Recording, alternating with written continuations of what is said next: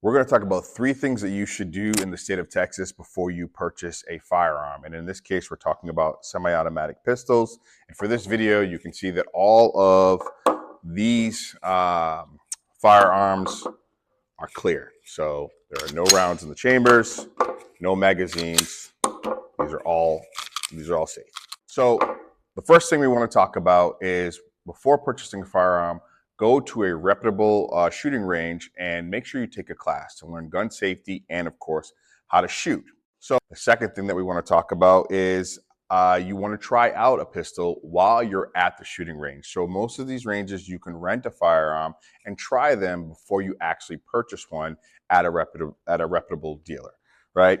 Why do you want to do that? So this is a Glock 17, semi-automatic 9mm striker fire pistol. This is a Ruger RXM semi-automatic 9mm pistol. And this is a Canik Mete MC9L semi-automatic 9mm pistol.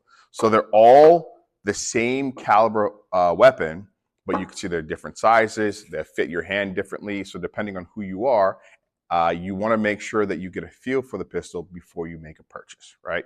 So that's number 2. The third thing that you want to do before you make a purchase of a firearm is you want to get a license to carry. Now, I may get some kickback on this, but in the state of Texas, we are open carry state. You do not need a license to carry in order to purchase a firearm. However, not having a license to carry restricts you in where and how you can carry your firearm. So we always recommend that you take the time, do it the right way, get a license to carry, and then you'll be able to carry your firearm in all places, and you can avoid jail time, fines, and some other ramifications that will come with carrying a firearm without a license to carry in the wrong places. And here's the bonus.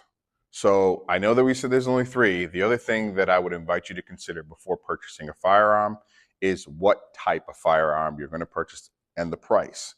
So here's what I would say. This is my Canik.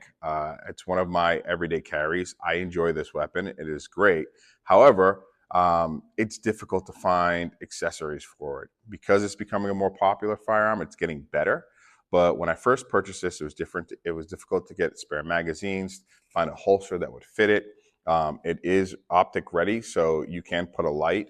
You can put a light and a red dot on it, but it's easier to find accessories and holsters for something like this, which is a Glock, which is very common. Glock 17, 19 is one of the most popular firearms out there. So when you purchase something that's a little more popular or well known, you may spend a couple $100 more for the actual firearm, but getting holsters and magazines and other accessories for it is easier to do, more accessible, and typically cheaper.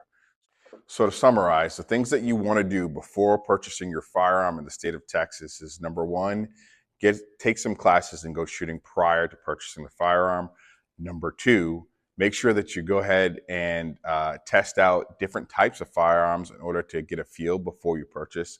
Number 3, get yourself an LTC. It's just going to make life easier for you. And of course, the bonus, try to buy something reputable that'll make your life easier in selecting those add-ons.